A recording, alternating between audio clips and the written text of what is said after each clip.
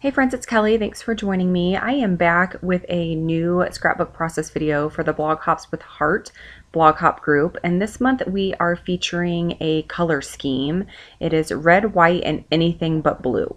Now, when I first read about the theme for this month, I was a little unsure what I was going to do. Red is not a color that I gravitate towards very often in scrapbooking. I tend to only use it during the Christmas season, and even then, I really do prefer non-traditional Christmas colors versus the traditional red and green. So as I was thinking about what to do, I thought that it would be a good time to scrapbook more of my Disney photos. So I showed you the photos that I'm going to be scrapbooking at the very beginning of the video, and those were taken in 2010, and it was our first trip to Disney. I'll talk a little bit more about those a little later on in the video.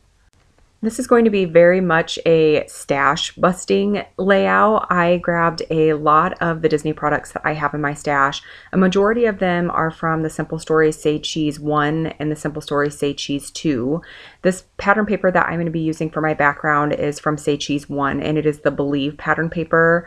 It is a Disney themed newspaper print. I decided that I wanted to add some mixed media to the background, so I did add a layer of white gesso, and now I'm coming in with a packaging technique using the Shimmers No Yoking colorings.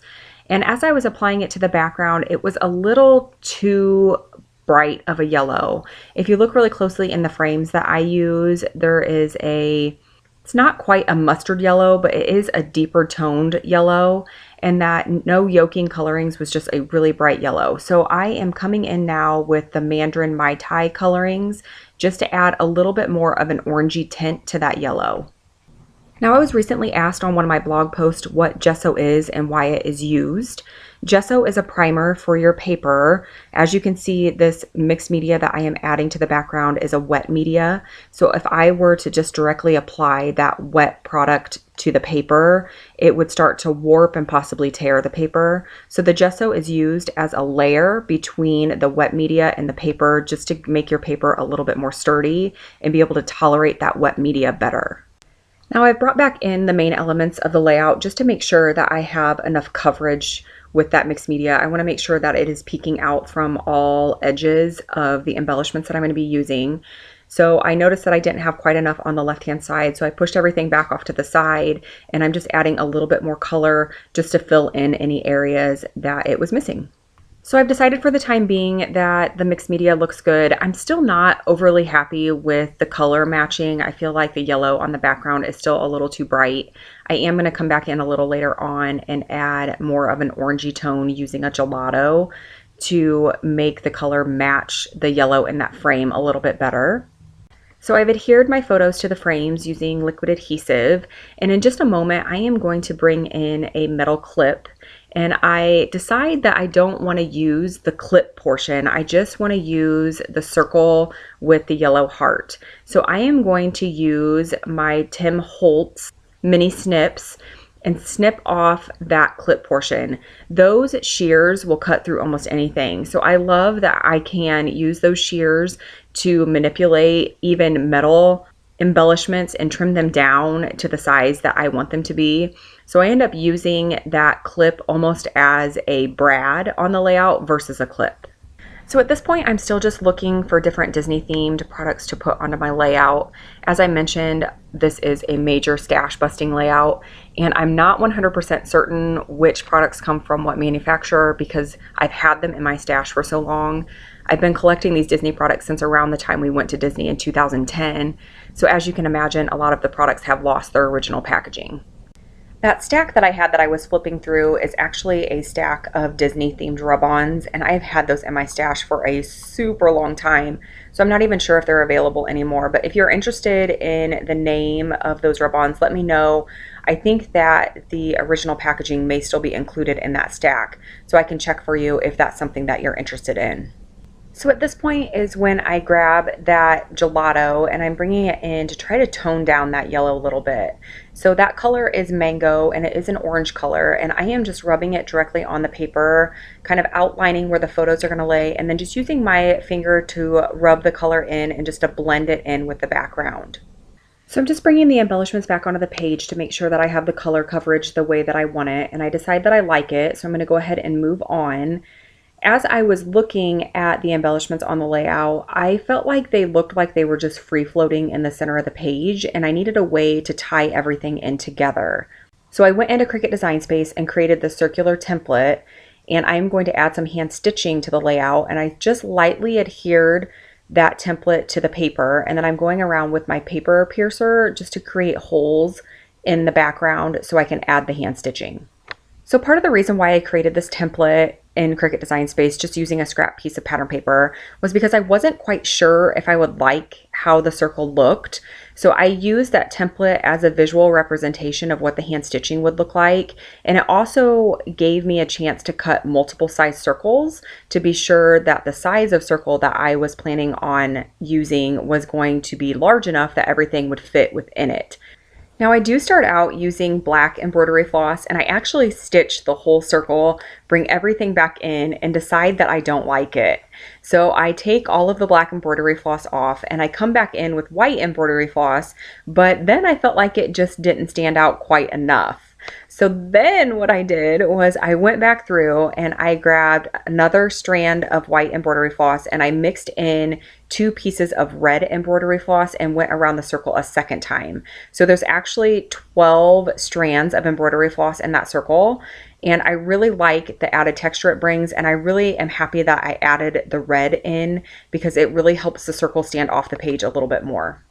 So I'm happy with the mixed media background and I'm happy with the hand stitching. So now it's time to add the embellishments to the layout to go ahead and get those adhered down. So I am going to add a nest of white thread behind that ampersand button, and I'll do the same thing on the opposite side for that yellow heart. That's actually the clip that I trimmed off the bottom portion. And adding that nest of white thread is actually a tip and trick that I learned from Missy Wooden. She does that in quite a few of her process videos. Next, I'm going to bring in some cardstock stickers from one of the Say Cheese lines. And then I think the other cardstock sticker sheet that I use is from the Simple Stories 24/7 line. And I believe that line has been discontinued, but the colors in that collection match the Say Cheese collection really well. So I actually have all of that stored together in my iris container. I did also add a couple ephemera pieces to the bottom of the right photo, and those ephemera pieces are from the Close to My Heart Disney themed collection. I believe it was called Magical. It is also retired. I did use my Close to My Heart mini stapler to staple those 2 pieces together. And one of the ephemera pieces actually says first day, which is perfect because these photos were taken the first day that we went to Disney. We had just gotten back to the hotel room for the night. And as you can see by Aiden's face, he was so excited and so happy. I just love those photos of him. You can just see the pure joy on his face. And that's really what Disney is all about. So I'm so happy that we took him at such a young age. He was only 2 in these photos, but he had such a great time. And those memories will stick with me forever. All right, so I've added some black splatters using Heidi Swapp Black Color Shine, and I did add in a couple tiny word stickers again from the Simple Stories sticker sheet. So I felt like I needed to add something to the top and bottom of the layout just to give it a finishing touch. So I grabbed another pattern paper from the Simple Stories Say Cheese line, and this is from, I believe it's called the Titles and Border Strip paper. All of the products that I could find that are still available, I will link to in the description box below. So if you're interested in checking out the specific items that I could find, they will be there for you. So I've just cut that pattern paper into some diagonal strips, and I'm just adhering it to the top and bottom and then just trimming off any excess. So I used a red pattern paper with a white polka dot and then just added a teeny bit of black along the edge just to give it a defining edge. Now I am adding in a couple faux washi strips, and those are from the Simple Stories lines also. I believe one of them is from a 4x6 card and the other one is from this same Titles and Border Strip pattern paper. And I just adhered that to the bottom of the layout.